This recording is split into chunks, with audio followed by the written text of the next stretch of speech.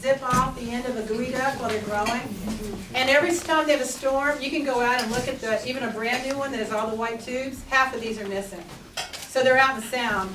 These, according to Charles Moore, who, thank God, we have 3 scientists that are unbelievable. Captain Charles Moore, you'll see his book over here.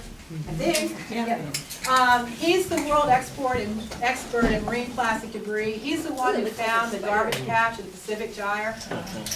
He's testified for us now 3 times. I just saw him on the David Leno show. No, Letterman show. Oh.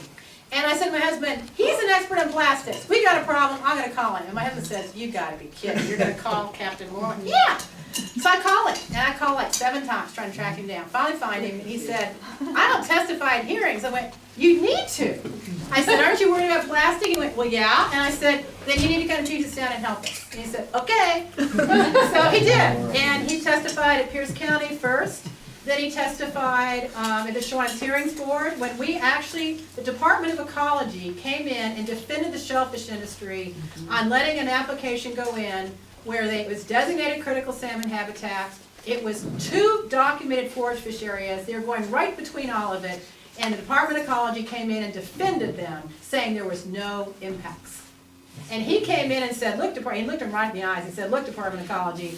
And we had all this garbage sitting on the floor. And he said, how can you say this is not an impact? You've got hundreds of thousands of these floating out there. You've got nets, you've got bands, you've got deep waters full of this stuff. Why can you say that you are talking about cleaning up Puget Sound and you are allowing this to happen?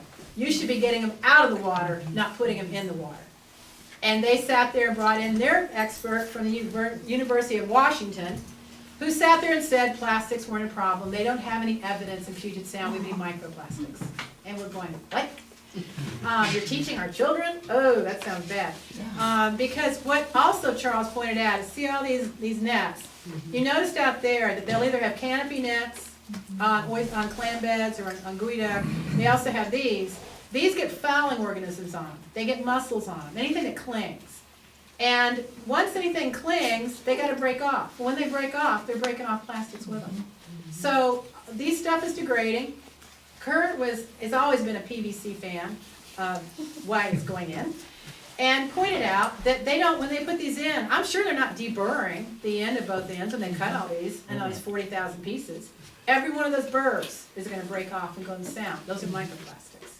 So it's not just what we're seeing that's floating around, it's the microplastics that are actually sitting in these beaches every day degrading further and further.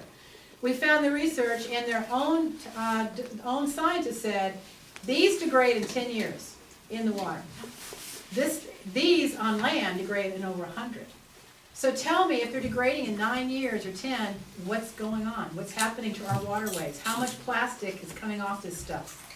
And then not to speak of, why would you want to eat anything grown in PVC? Would you go to QFC markets and buy your new shellfish food sitting there as they grew them in PVC markets under the heat? I mean, it's crazy. And then Dan Patilla, who is the #1 forage fish scientist in the country, in Washington, who worked for Fish and Wildlife for 39 years. As soon as he retired, he became an expert witness for us. What was his name? Dan Patilla. We call him Dandy Dan. He is the funniest, crustiest, nicest, most experienced guy I've ever met on forage fish. He calls them his wee fishes. The reason that I ask you is that taking a comparison, a baseline, the photographs that were pre-gooey duck agriculture, and comparing those and taking the exact same photograph now. Well, Bill Burrows is the one you talk to, because he has a bunch of pictures that we have taken. Bill Burrows? Yeah, Bill's right there. He's going to talk in a minute. Because of that. But Dan has been, on forage fish, been invaluable. And the difference between, and then we have Steve Gilbert, who's a toxicologist from University of Washington, who's talking about the toxics of all this going in our waters. And then we also have Wayne Daly. And we pay these guys enough to buy Happy Meals for a year.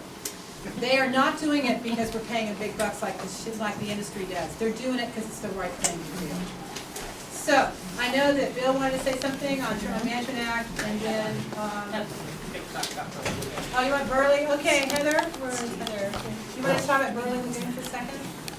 Yeah, I don't have to stand up there. Oh, sorry. Excuse me, I'm kind of new to Washington.